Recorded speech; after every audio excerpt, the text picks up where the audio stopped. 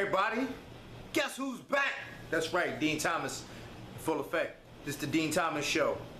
I don't really know what this is. It's just the Dean Thomas Show. It just gives me an opportunity to talk a little garbage and for you guys to listen.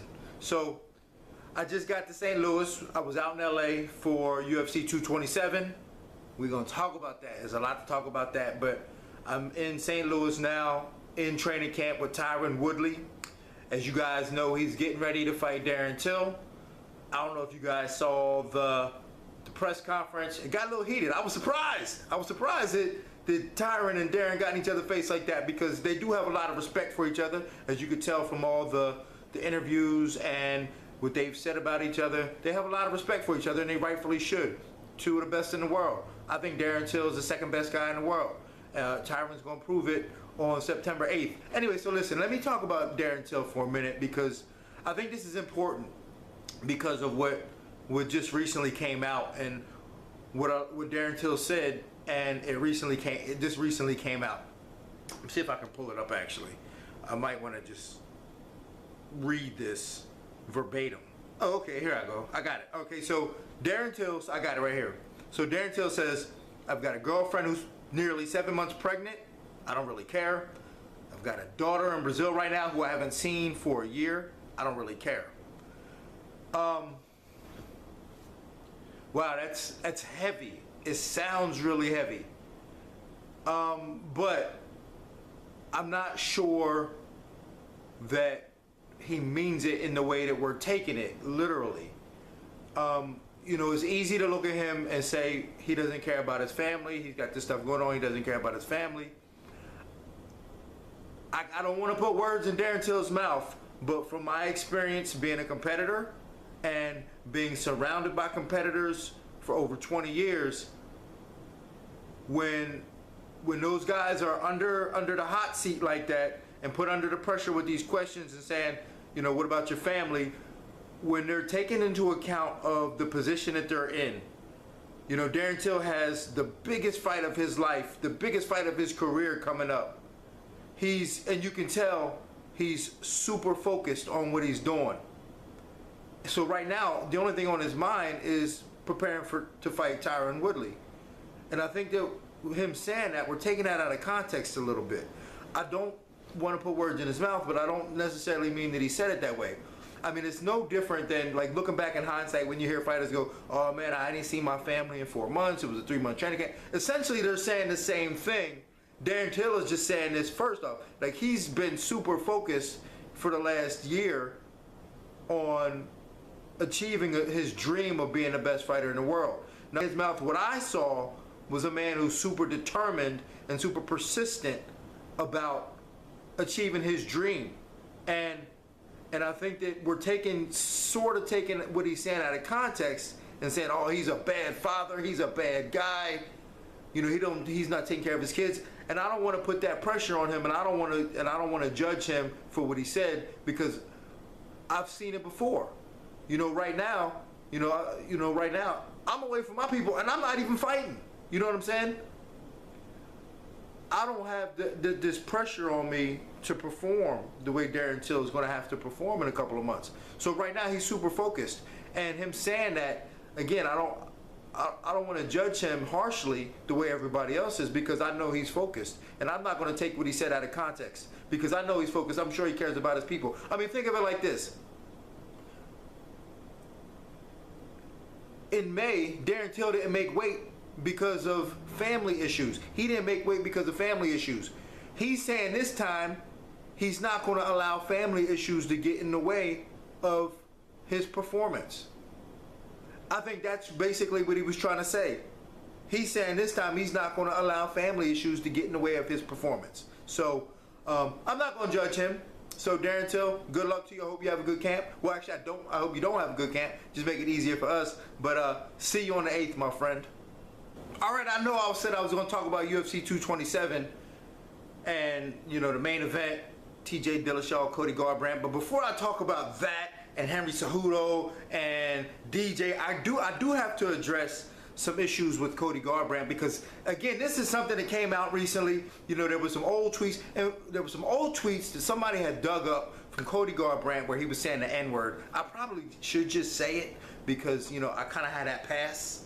But, you know, out of respect to my PR people and being PC, I'm not going to say it. I'm going to refer to it as the N-word. But here's the thought. When you're saying the N-word, are you saying the N-word in your head or are you saying the N-word? Think about that for a moment. Anyway, so they dug up these tweets, and this is not the first time that it's happened. It's almost like, you know, so I don't know who's doing this or who has the time to do this, but right now we live in a society where like people are digging up all this dirt on these, what people did a couple of years ago and go, oh, well, look at this guy. So somebody dug up this dirt on Cody Garbrandt of him saying the N-word, talking to his homies, and now all of a sudden, you know, our arms are up in the air, and there's this outrage from people.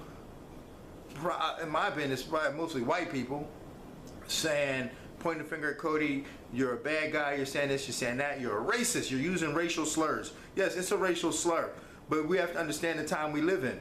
And I'm gonna say this, like I'm not offended by this from Cody Garbrandt because Cody's always treated me nicely. You know what I'm saying? I've been around Cody, he's always been cool to me. I treat people the way they treat me.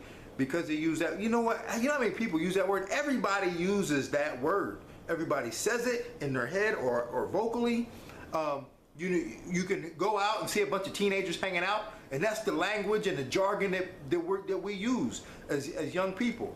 And Cody said this, you know, it was at a time where he was probably just, you know, growing up and hanging out with his homeboys and just, you know, saying stuff, and they have no filter. When you know, Cody's a young guy. He has no filter. He didn't realize he'd be in this position today and have to, you know, answer to this. So, am I upset with him? Absolutely not. What I'm upset about, and I've said this before, what I am upset about are people pointing the finger, especially white people pointing the finger at Cody Garbrandt, talking about he's a racist because he used this word when they probably don't have no black people in their circle, no people of color in their circle. It's easy to point the finger at somebody else for using a racial slur, but how do you treat everybody else? How are you treating black people? How are you treating people of color? I've seen it happen all the time. You don't hang out with no brothers, you don't know no brothers, but yet you quick to point out that somebody else said a word. I judge people based on their intentions. And Cody Garbrandt, to me, has always been a genuine dude. Upstanding dude, and I like him. So Cody, I ain't mad at you. You know what I'm saying? What you did was just a long time ago. I'm not mad at you. So, just keep it 100. All right. Now, let's talk about the good stuff. Let's get into the fights. Henry Cejudo beat Demetrious Johnson. I never thought that I'd see the day that Demetrious Johnson got beat. It was close. You know, here's the thing. I didn't, you know, get a full study of the fight. It was close. From what I saw, it was close. But from what I saw, Demetrious got beat. You know, he was beat to the punch. And I think the reason why was, you know, Demetrious is easy to get kind of comfortable at times. Like when you're just beating everybody, it's easy to get kind of comfortable. And what normally works for him, you know, Henry Cejudo did his homework, and he's an extremely determined guy. I mean, here's a guy who won a gold medal at, what was he, 20 years old? You know, he's an incredible athlete, gifted. I gotta have a mindset of a lion, of a true champion, of a warrior, and he was determined to win that fight. And DJ didn't have an answer for him, and that's what I saw from watching the fight, was that DJ was trying all his tricks and didn't have an answer for him, and he had to be honest because of Henry's power. Henry Cejudo has good power in his hands, and DJ had to be honest.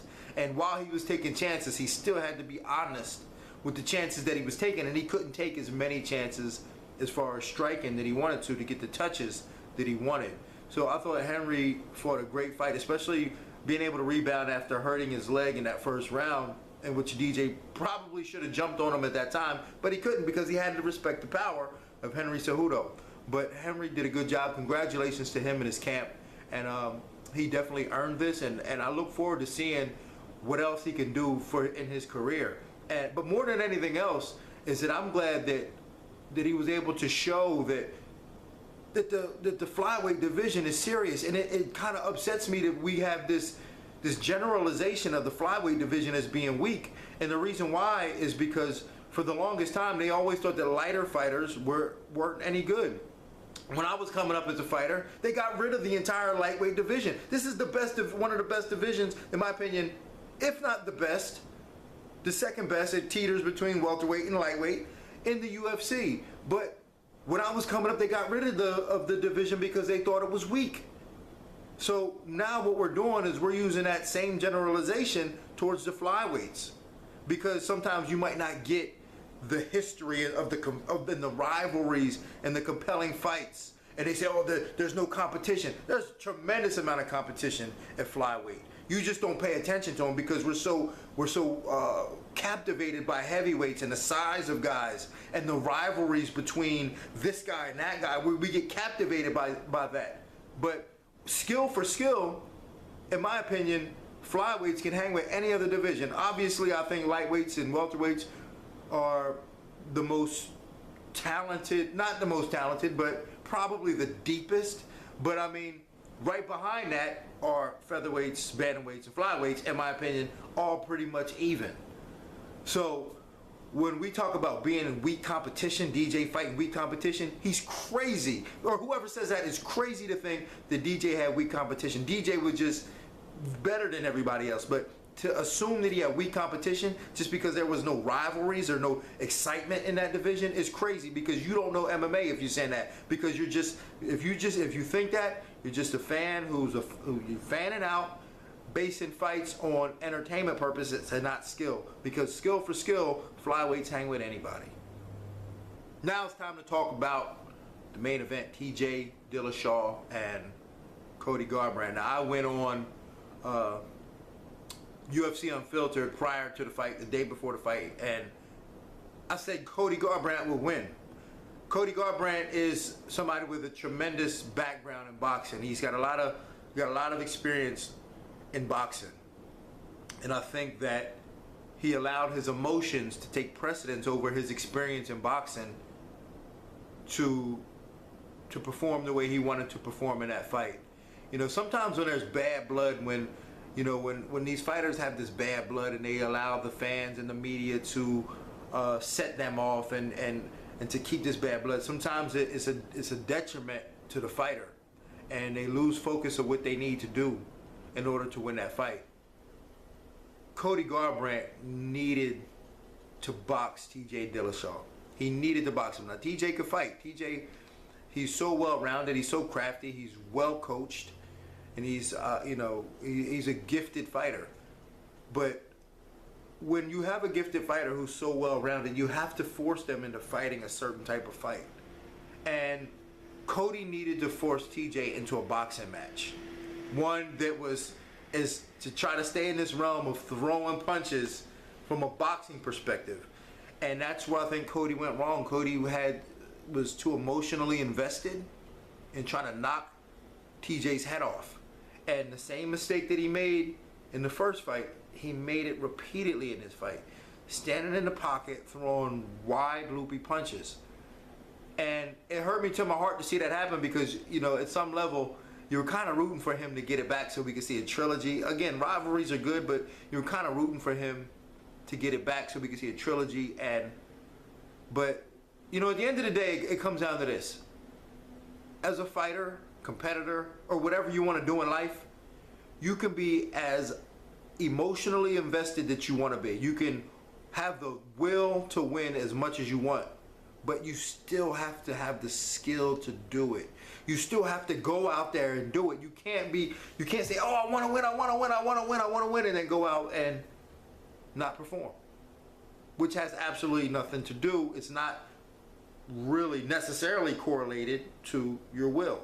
It helps if it is, but it's not necessarily correlated to it. So he just didn't do what he needed to do in order to win, in my opinion anyway. I think he was a little flat-footed. He was stationary. He allowed TJ to mesmerize him from the outside to where he was just like flat-footed, and then when he was time to strike, he just came out winging loopy punches. I think Cody needed to set the pace early using his jab and his footwork and his movement, and not allow TJ to mesmerize him the way he did and to bait him into a brawl the way he did. But I think that Cody needs to go back and regroup. And I know he's got it in him. He's got the heart of a lion, the mindset of a champion. He needs to go back and regroup because there are still a lot of compelling fights for him in the division. The bantamweights within the last 2 years have just kind of emerged as one of the premier divisions in the UFC. So I'm excited to see what else is ready. What else Cody can do. I mean, there's a lot of interesting fights for him. With Aljamain Sterling and Cody Stamann fighting. The winner of that, or even the loser of that. Like either one of them would make a good fight for him. John Lineker makes a good fight. I mean, there's just a lot of fights in that division. So, but I think what's next for TJ, in my opinion, I'd like to see him fight Dominic Cruz. I mean, it makes sense. I mean, it was 2 years ago, or maybe not even, that Dominic Cruz beat TJ. So let Dominic Cruz get the next crack. I'm sure he's wanting that fight, so let Dominic Cruz get that crack. And let Henry, bask in his glory of being the second flyweight champion ever. And maybe he defended once, then move up. But let's let Cody get that, or let's let Cruz get that next shot at TJ. Well, I think I've taken enough of your time, so I got to get back to camp. They waiting for me in the car. They hands wrapped, suited up. They waiting for me in the car, so I got to get back to training. I'll catch up with y'all next week. If y'all want me to talk about something specific, hit me up. Hit me up on Instagram. Hit me up on Twitter. Everything is at Dean Thomas. Dean spelled D-I-N Thomas. Y'all know, y'all know who I am. If you watching this, you obviously know who I am. So hit me up. Ask me any type of questions. I'll shout you out. And I'll catch up with y'all next week. Peace. I'm out, y'all. Boom.